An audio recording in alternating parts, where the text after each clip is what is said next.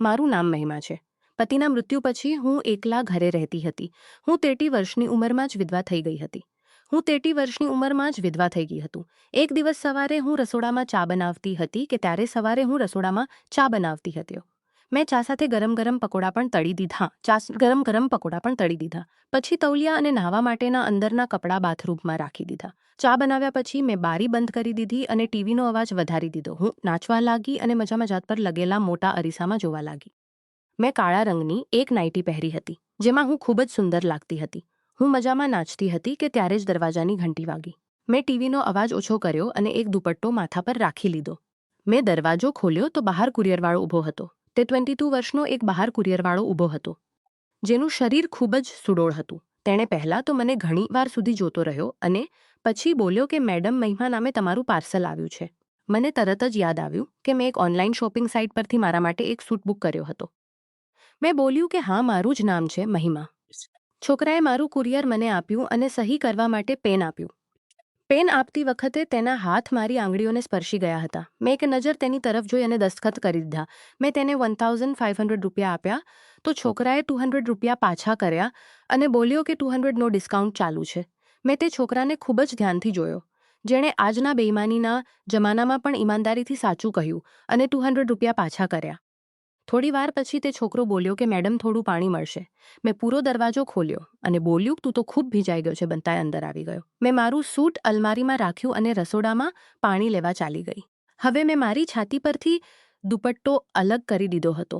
થોડી વાર પછી મેં છોકરાને પાણી આપ્યું. પાણી આપતી વખતે થોડી જૂકી છોકરાની નજર મારા ઉભાર પર જઈ અટકી અને તેની આંખો મોટી મોટી થઈ ગઈ.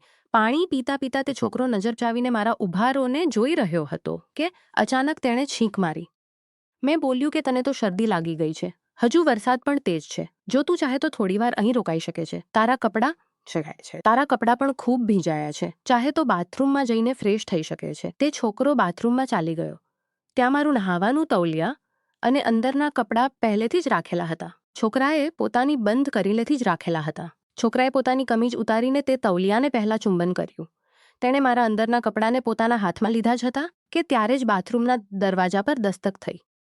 તેણે મારા કપડાં ત્યાં જ રાખી દીધા એને બહાર જોવા લાગ્યો અને બોલ્યો કે શું થયું મેડમ. મેં તેને કાળા રંગનું કુર્તું આપ્યું અને બોલ્યું કે લો આ પહેરી લે અને પોતાની કમીજ સુકાવા માટે નાખી દીધી. છોકરાએ બાથરૂમમાં ઘણો સમય લગાવ્યો. મને સમજાતું ન હતું કે એટલી દેરથી તે શું કરી રહ્યો છે. ઘણી દેર પછી તે નહાઈને બહાર આવ્યો અને બેડરૂમમાં જઈને ટીવી જોવા લાગ્યો. મેં રસોડામાંથી ચા અને પકોડા લઈ આવી અને તેને પૂછવા લાગી કે તારું નામ શું છે. તે છોકરો બોલ્યો કે મેડમ મારું નામ આર્યન છે. હું 1 વર્ષથી કુરિયર ડિલિવરીનું કામ કરું છું, પણ પહેલી વાર તમારા જેવી સારી ઔરત મળી છે જેણે મારી સાથે એટલું સારું વર્તન કર્યું છે. પછી તેણે બોલ્યો કે તમે અહીં એકલા રહો છો કે તમારી સાથે કોઈ બીજું પણ રહે છે. મેં કહ્યું કે હું એકલી જ રહું છું. કેટલાક વર્ષો પહેલાં મારા પતિનું મૃત્યુ થઈ ગયું હતું. આ દુનિયામાં મારા તેમના સિવાય અને કોઈ ન હતું. ત્યારથી હું અહીં એકલી જ રહું છું. તેણે બોલ્યો કે સાંભળીને ખૂબ ખરાબ લાગ્યું. પણ તમારા પતિનું મૃત્યુ કેવી રીતે થયું હતું?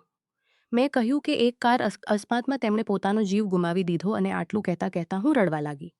આર્યનને મારા દુઃખમાં ભાગીદારી કરવાની કોશિશ કરી અને પોતાના વિશે જણાવ્યું કે અને તે આ શહેરમાં છેલ્લા 1 વર્ષથી રહે છે.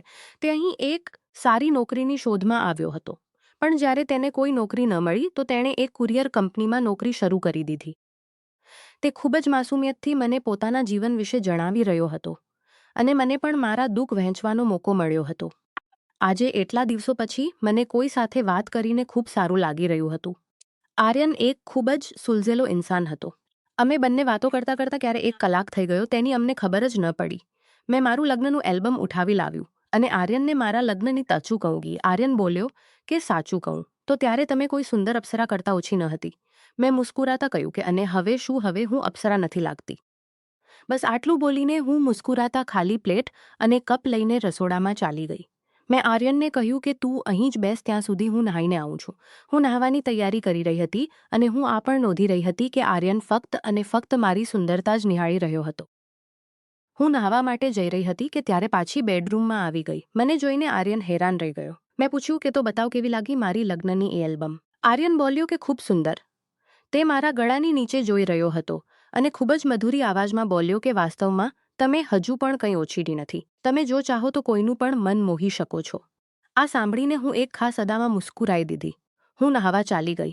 મેં બાથરૂમમાંથી આવાજ આપ્યો કે આર્યન, હું મારું તૌલિયું લેવાનું ભૂલી ગઈ છું. પ્લીઝ તૌલિયું આપી દે મને. આર્યન આવ્યો અને મને મારું તૌલિયું પકડાવી દીધું. પણ તેણે મારી સાથે કોઈ હરકત ન કરી. હું ચાહતી તો હતી કે તે થોડીક છેડખાની કરે, પણ તેણે એવું કંઈ પણ ન કર્યું. થોડી વાર પછી હું નહાઈને બહાર આવી. મેં કાળા રંગનું લહેંગા અને કાળા રંગની ચોળી પહેરી હતી. છાતી પર દુપટ્ટો હતો અને માથા પર તૌલિયું બાંધેલું હતું. આર્યન મને જોઈને પણ અજાણ્યો બનીને ટીવી જોઈ રહ્યો હતો. હું અરીસાની સામે ઊભી હતી. મેં પોતાના પૂરા વાળ ખોલી દીધા. મારા ધોવાયેલા મુલાયમ ભીના ખુલ્લા વાળ મારી સુંદરતાને ચાર ચાંદ લગાવી રહ્યા હતા. આર્યનના મનમાં આવ્યું કે તે ચોરી છૂપીથી ઉઠીને મારી કમર પકડીને તેને પૂરી રીતે દબાવી દે. ત્યારે જ મેં આર્યનની તરફ જોયું. આથી આર્યન ગભરાઈ ગયો અને પોતાની ચોર નજરોને ટીવી પર લગાવી ગઈ અને તેની સાથે વાતો કરવા લાગી. વચ્ચે વચ્ચે આર્યનનો હાથ મારા હાથને સ્પર્શી પણ જતો હતો. પણ મેં બુરું ન માન્યું, પણ આથી આણી જોઈને મારા હાથને સ્પર્શવા લાગ્યો. આ જ રીતે બપોર થઈ ગઈ અને વરસાદ ધીમો થઈ ગયો હતો. મેં બપોરનું ભોજન બનાવ્યું અને અમે બંને ભોજન કરવા લાગ્યા. આર્યને પૂછ્યું કે તમે ફરીથી લગ્ન કેમ નથી કરતી? તમે તો હજુ જવાન છો અને વાસ્તવમાં કોઈ પાગલ જ હશે જે તમારી સાથે લગ્ન કરવા માટે ના પાડે. મેં બોલ્યું કે તું હજુ સુધી લગ્ન કેમ નથી કર્યું? આર્યન બોલ્યો કે માં તો ઘણીવાર જીદ કરે છે લગ્ન માટે, પણ હું જ ટાળી દઉં છું. હું તેમને કહી દઉં છું કે હજુ સુધી મને કોઈ છોકરી પસંદ નથી આવી. જ્યારે પસંદ આવશે ત્યારે કરી લઈશ. મેં પૂછ્યું કે વહી જે તમારા જેવી સમજદાર હોય, ઘરેલું કામ જાણતી હોય, જે મને રોજ ગરમ ગરમ ચા અને બિલકુલ તમારા જેવા. મેં તેનો ભાવ સમજતા બોલ્યું કે પણ આર્યન, હું તો તારાથી 8 વર્ષ મોટી છું અને વિધવા પણ છું. પણ આર્યનટી, આ પતિનું મૃત્યુ એક હાદસામાં થયું હતું, પણ આનો પતિનું નથી કે તમે જિંદગીભર એકલા રહો. આર્યન બોલ્યો કે તો શું થયું? તમને પણ ખુશ રહેવાનો હક છે અને હું તમને ખુશ રાખીશ. મેં મારી ચિંતા વ્યક્ત કરતા પૂછ્યું કે પણ શું તારા માતા પિતા માનશે? તું એક જવાન છોકરો છે. જો તું એક વિધવા સાથે લગ્ન કરીશ તો શક્ય છે કે તારા માતા પિતા તારી સાથે વાત કરવાનું બંધ કરી દે. આર્યન મને સમજાવતા બોલ્યો કે અરે, લગ્ન મમ્મી પપ્પાને તમે તે કહેવત એક નથી સાંભળી કે જ્યારે મિયાં બીવી રાજી તો શું કરશે કાજી? સાંજ થઈ ચૂકી હતી ત્યારે જ આર્યનના ફોન પર એક કોલ આવ્યો. તેની મમ્મીએ ફોન કર્યો હતો. મેં દિવાલે કાન લગાવીને આર્યનની બધી વાતો સાંભળી રહી હતી. આર્યનને ભાંપી ગયો હતો કે હું પાસે જ છું. ત્યારે જ આર્યન બોલ્યો કે ના મમ્મી, હવે તમારે કોઈ છોકરી જોવાની જરૂર નથી. મને અહીં એક છોકરી પસંદ છે અને હું તેની સાથે જ લગ્ન કરીશ. આ સાંભળીને હું શરમાઈ ગઈ અને નજરો બચાવીને આર્યનને જોવા લાગી.